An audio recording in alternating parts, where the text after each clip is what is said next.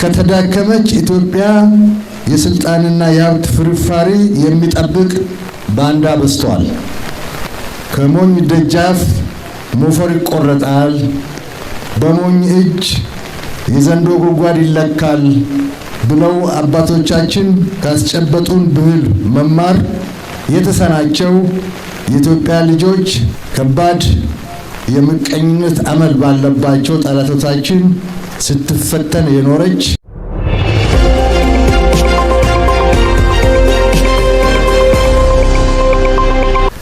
ኢትዮጵያ በምስራቅ አፍሪካ ቀንድ ቀጠና የጂኦፖለቲካ አቀማመጥና ባላት የተፈጥሮ ሀብት ምክንያት ከባድ የምቀኝነት አመል ባለባቸው ጠላቶቻችን ስትፈተን የኖረች ጦርነትና ግጭት ተደጋጋሚ ሲመጣባት የኖረች በዚህ ምክንያት በድህነትና ኋላ ቀርነት ውስጥ ለመቆየት የተገደደች አገር ናት። ጀግኖች አርበኞች የሀገራቸውን ሕልውና ሳይጠፋ እንዲኖር የማድረግ ቢችሉም ጠላቶቻችን የሰሩብን ደባ ጉዳት አላደረሰብንም ማለት አይቻልም። ከሞኝ ደጃፍ ሞፈር ይቆረጣል፣ በሞኝ እጅ የዘንዶ ጉድጓድ ይለካል ብለው አባቶቻችን ካስጨበጡን ብሂል መማር የተሳናቸው የኢትዮጵያ ልጆች የጠላትን ተልዕኮ ተሸክመው አገራችንን ሲያደሙ ኖረዋል።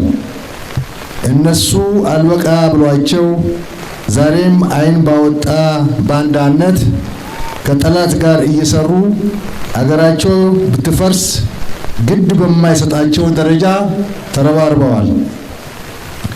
የፖለቲካ ጥያቄና የሕልውና አደጋ አለብን የሚል ጭንብል ለብሰው የጠላትን ብሔራዊ ጥቅም የሚያስጠብቅ ኢትዮጵያን የሚያዳክም ከተዳከመች ኢትዮጵያ የስልጣንና የሀብት ፍርፋሪ የሚጠብቅ ባንዳ በዝቷል።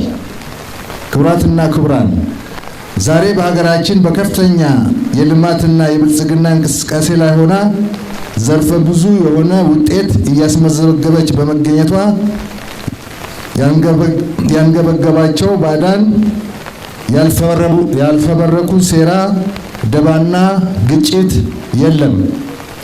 ይህንን የባንዳ ሴራ፣ ደባና ግጭት ተሸክሞ የገዛ ወገኖቹን አገር የሚወጋ ባንዳና መንደርተኛ ኢትዮጵያን ለማንጠራወዝ ያደረገው ጥፋትና ያደረሰው ኢትዮጵያን ገድሎ ከመቅበር አይተናነስም።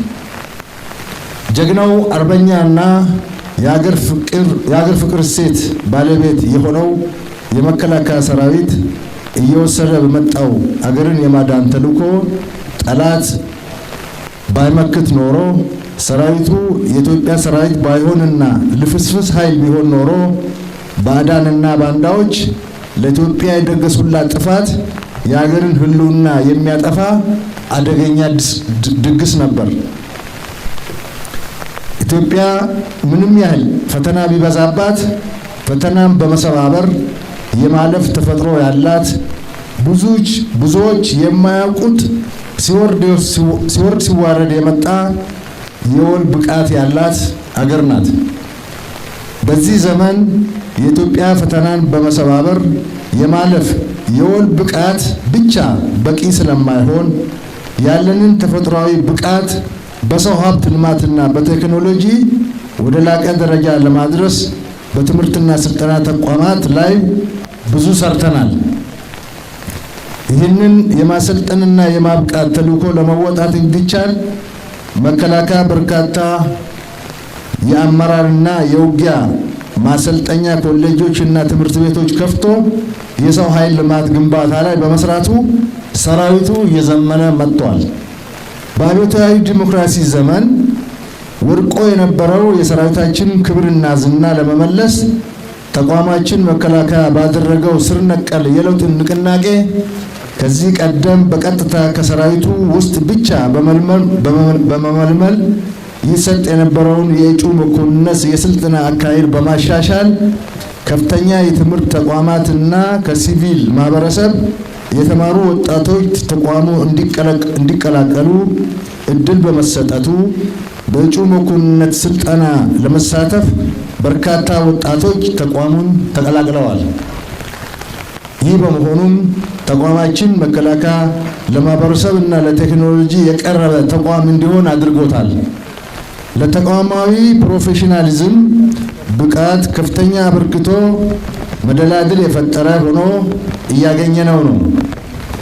የጥቁር አንበሳ የአይበገሬነት ታሪክ መነሻ የሆኑ አንጋፋ የጦር መሪዎችን ያፈራ አካዳሚ በመሆኑ ታሪኩን በጠበቀ መልኩ ዘመኑን የሚዋጅ አካዳሚ ሆኖ እንዲቀጥል ያለማቋረጥ የሚሰራበት ይሆናል።